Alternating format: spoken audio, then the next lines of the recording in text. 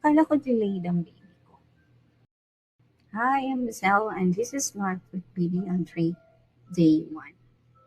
Sa bawat milestones post na nakikita ko online, hindi ko maiwasang mag-compare. Bakit yung baby nila nakaupo na? Bakit yung baby ko hindi pa? Pero minsan, kailangan kong remind ang sarili ko. May dalawa na akong preemie bago ang bunso ko ngayon. Yung panganay ko na 14 years old na, ipinanganak ng 35 weeks. And I remember, nakaupo siya around 10 months. And nakatayo na siya around 12 months. Yung 12 years old ko ngayon, mas maaga siyang nakaupo. It's around 8 months. Pareho silang preemie. Pareho silang lumaking healthy. Pero magkaibang timeline nila.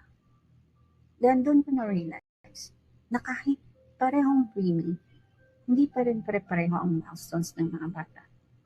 Pero kung may preemie baby ka, at feeling mo na uhuli siya, huwag mong hayaan ang comparison ang magnakaw ng saya at bawat progress niya.